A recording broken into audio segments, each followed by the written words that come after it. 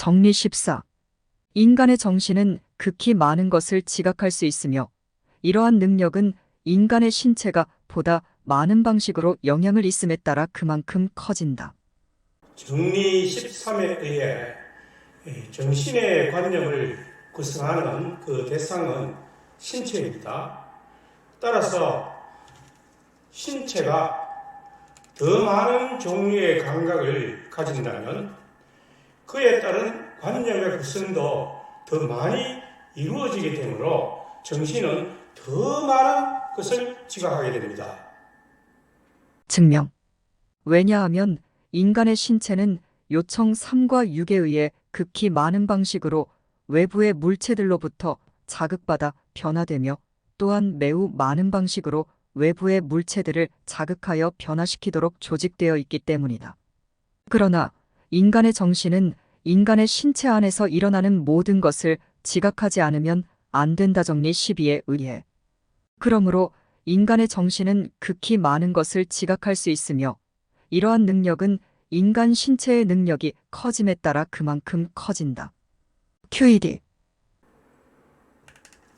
우리는 앞선 능력에서 인간의 지능뿐만 아니라 인간의 신체가 다른 동물보다 뛰어나 생존에 매우 유리한 조건을 갖추고 있다는 점을 다루었습니다. 혹 안 보신 분이 있다면 꼭 시청해 볼 것을 권유합니다. 2-5강입니다.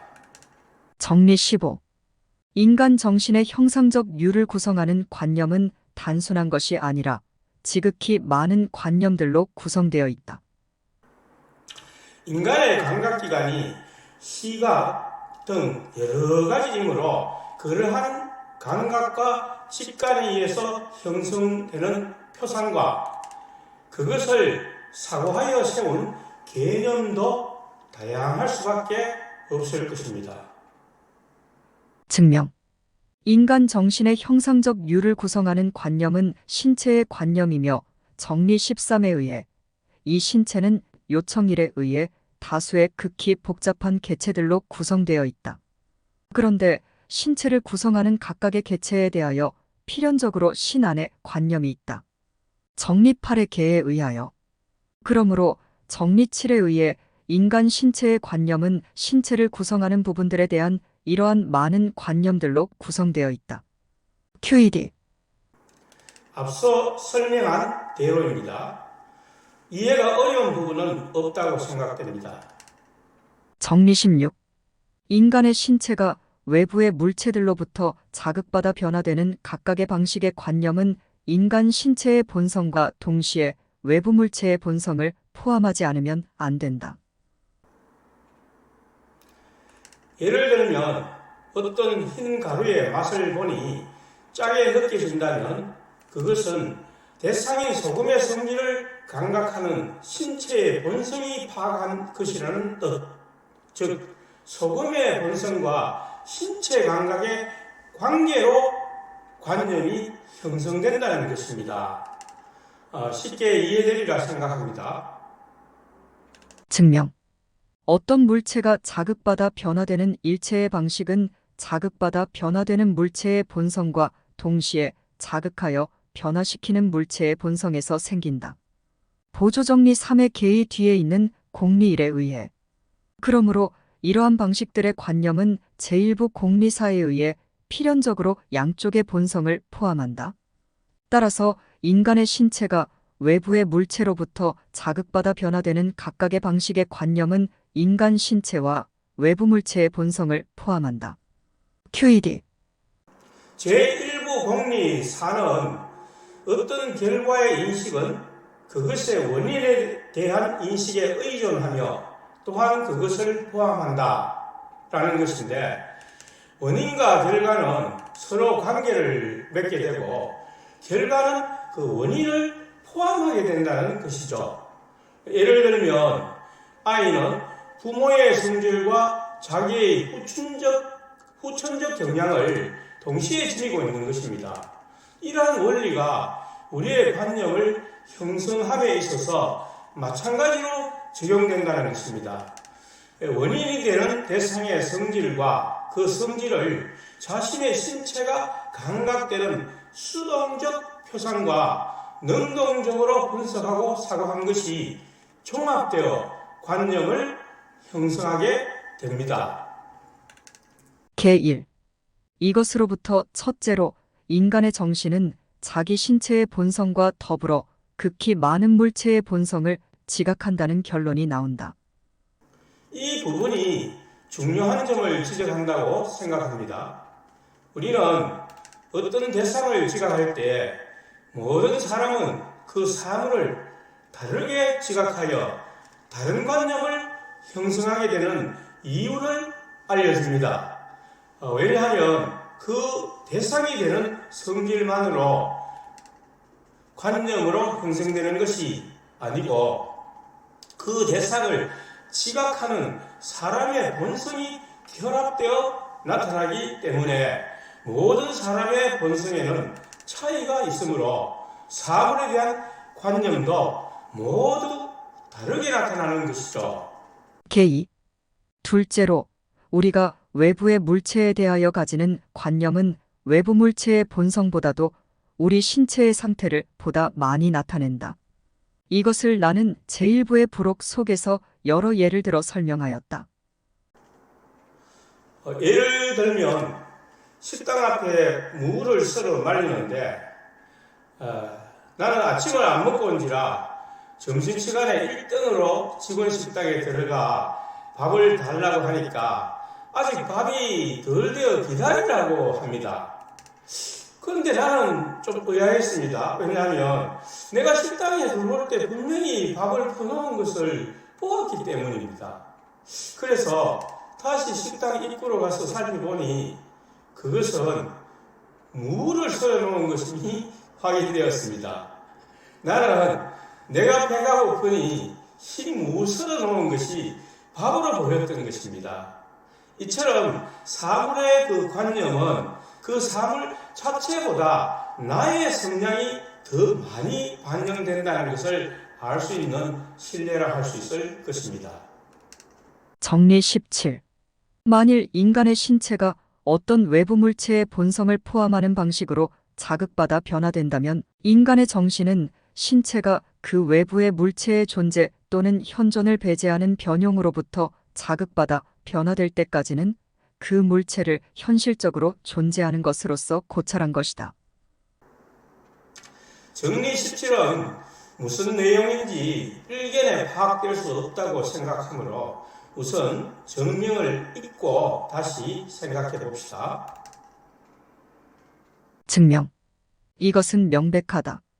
왜냐하면 인간의 신체가 그와 같이 자극받아 변화되는 동안 인간의 정신은 정리 12에 의해 신체의 이 변용을 고찰할 것이기 때문이다. 즉 정리 16에 의해 정신은 현실적으로 존재하는 방식에 대하여 외부 물체의 본성을 포함하는 관념을, 즉 외부 물체의 존재 또는 현존을 배제하지 않고 정립하는 관념을 가질 것이다. 따라서 정신은 정리 16개 1에 의해 신체가 외부 물체의 존재 또는 현존을 배제하는 변용으로부터 자극받아 변화될 때까지는 외부의 물체를 현실적으로 존재하는 것으로서 또는 현재적인 것으로서 고찰할 것이다. QED. 말이 좀 이해하기 어려운 것 같으나 간단한 내용입니다. 예를 들면 돌멩이가 날아와서 머리를 쳤다면 머리의 아픔을 느낄 것입니다. 그러면 아픔이 지속되는 순간 그 돌멩이가 내 머리를 치고 있는 것으로 느끼고 그 아픔이 완화되면서부터 그 돌멩이는 더 이상 나에게서 사라져버린 것으로 느끼게 된다는 것입니다. 이로부터 다음 개가 성립됨을 알 수 있습니다. 개. 인간의 신체를 한때 자극하여 변화시켰던 외부의 물체가 지금 존재하지 않거나 현존하지 않더라도 정신은 그것들을 마치 현존하는 것처럼 고찰할 수 있을 것이다. 이해되시죠? 정명을 읽어봅시다. 증명. 인간 신체의 유동적 부분이 물렁한 부분에 자주 부딪히도록 외부의 물체에 의해 결정되면 물렁한 부분의 표면은 변화한다. 요청 5에 의해 그 결과 유동적 부분은 물렁한 부분의 표면으로부터 이전과는 다른 방식으로 튀어서 되돌아온다. 보조정리 3의 개의 다음에 있는 공리 1을 참조 그리고 나중에 유동적 부분이 변화된 표면에 자발적 운동으로 부딪히면 유동적 부분은 전에 외부의 물체들에 의해 물렁한 부분의 표면에 부딪힐 때와 같은 방식으로 튀어서 되돌아온다. 따라서 그것은 튀어서 되돌아오는 운동을 계속하는 동안은 동일한 방식으로 인간의 신체를 자극하여 변화시킨다. 이 자극에 대해 정신은 정리 12에 의해 다시금 생각할 것이다.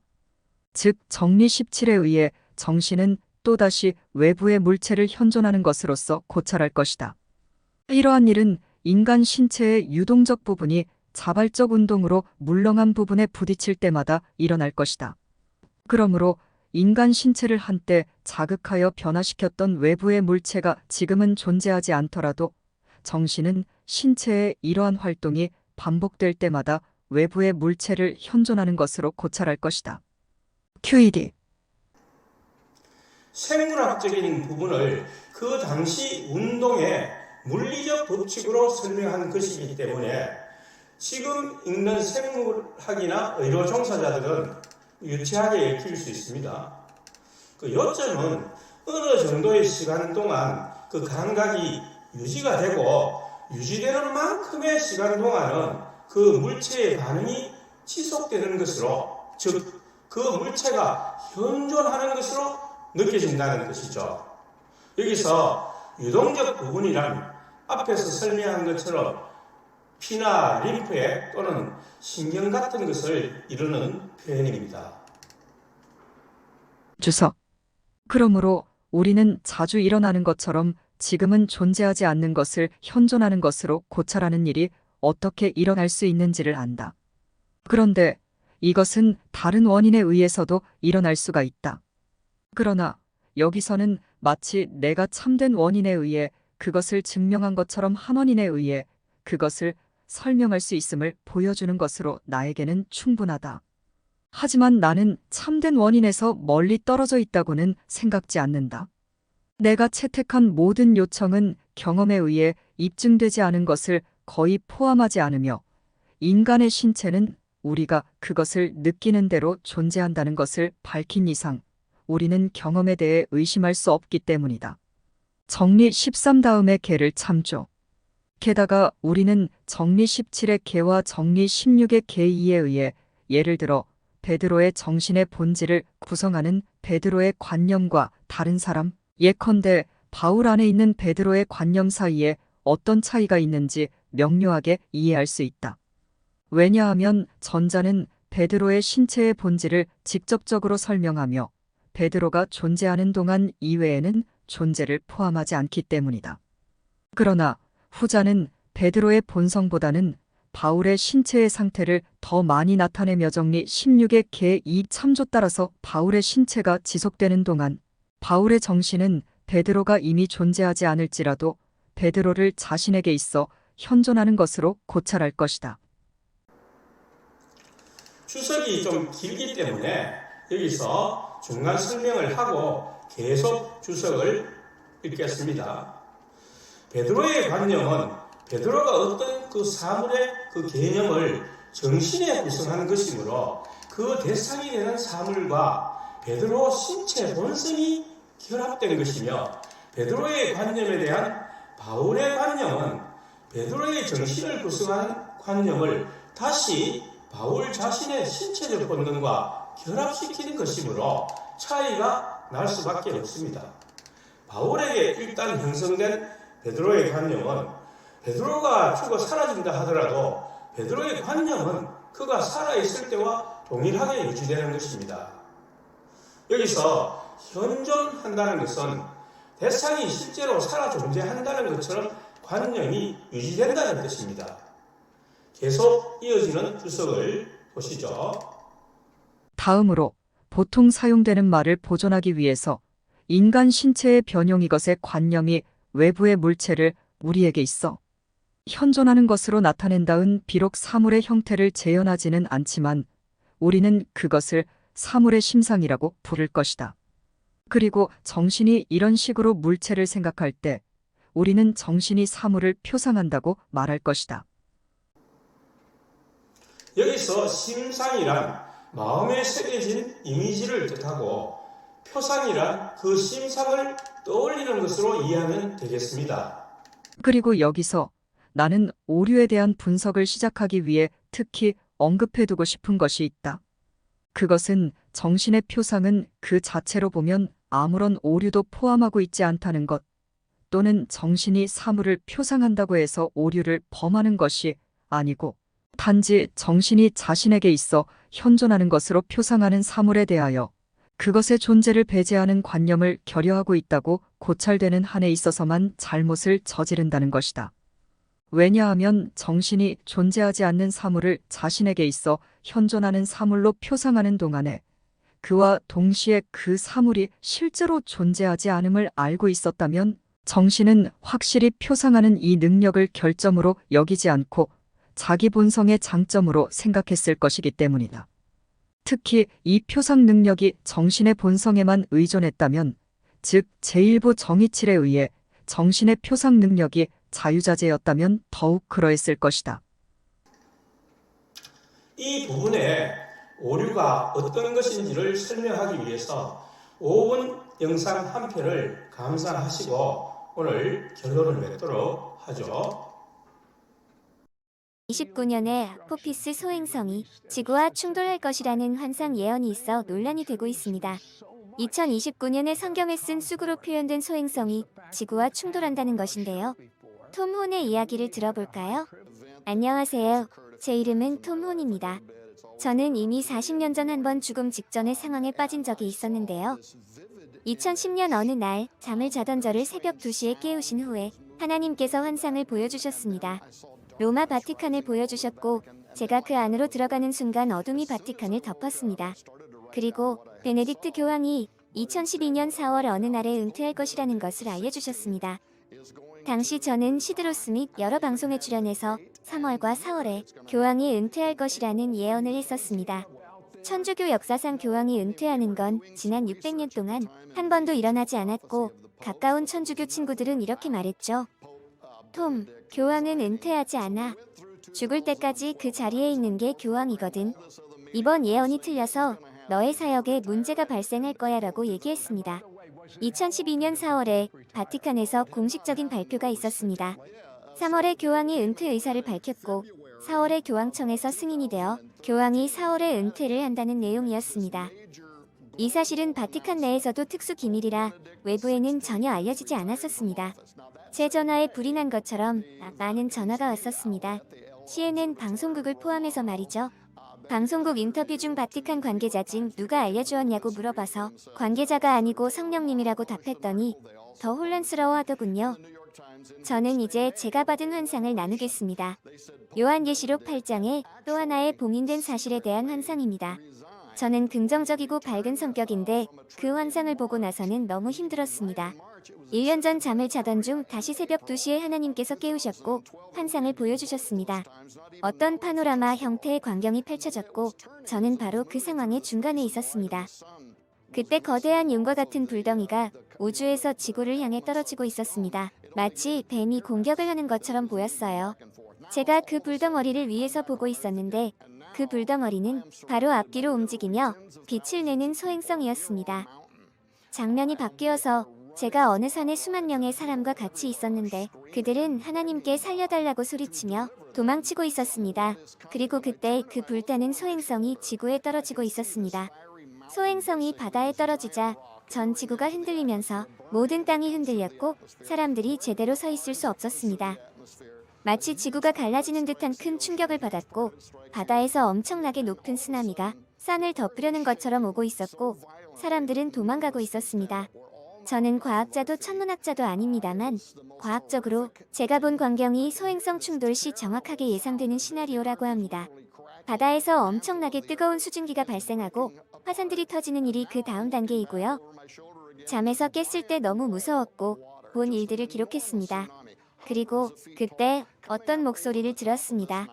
아포피스라는 단어가 들렸습니다. 나중에 찾아보니 아포피스는 고대 이집트 파괴와 혼란의 신의 이름이었습니다. 아포피스가 성경에 나오는 태양신 나를 적대하는 혼돈의 신이라는 것을 알게 되었습니다.